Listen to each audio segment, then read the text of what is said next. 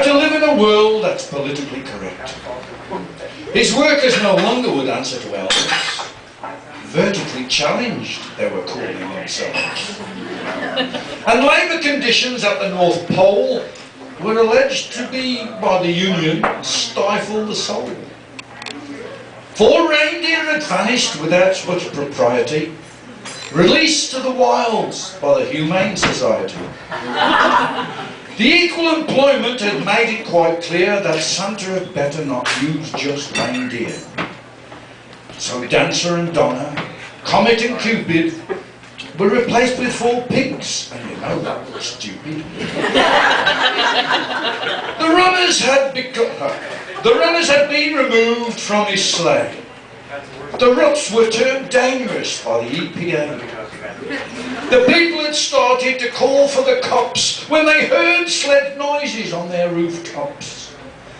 Second-hand smoke from his pipe had his workers quite frightened.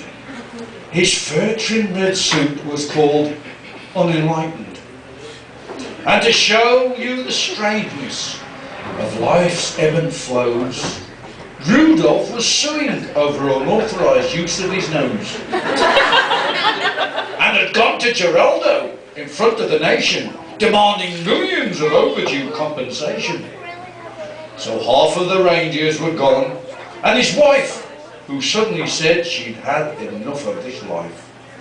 She joined a self-help group, packed and left in a whiz, demanding from now on her title is Miss. And as for the gifts, why, he'd never had a notion that making a choice could cause such commotion. Nothing of leather, nothing of fur, which meant nothing for him and nothing for her. Nothing that might constitute to pollute, nothing to aim, nothing to shoot, nothing to clamour, or make lots of noise, nothing for just girls, or just for the boys. Nothing that claimed to be gender specific. Nothing that's walking or non-pacifistic. You know, people don't want to fight. No candy or sweets, they were bad for the tooth. Nothing that seemed to embellish the truth. And fairy tales, while not yet forbidden, were like Ken and Barbie, better off hidden. For they raised the hackles of those psychological who claimed the only good gift was one ecological. No baseball, no football, someone could get hurt. Besides, playing sports exposed kids to dirt. Dolls were said to be sexist and should be passé. And Nintendo would rot your entire brain away. So Santa stood there, dishevelled, perplexed.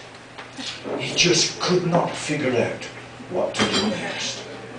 He tried to be merry, he tried to be gay, but you've got to be careful with that word today. His sack was quite empty, limp to the ground. That sounds like you, Dave.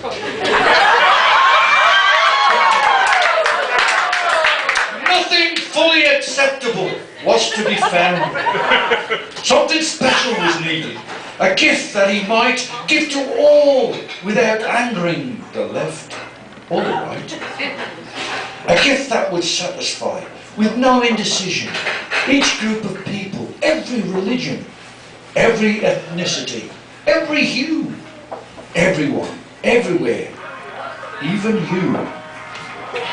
So here is that gift. It's a price beyond worth.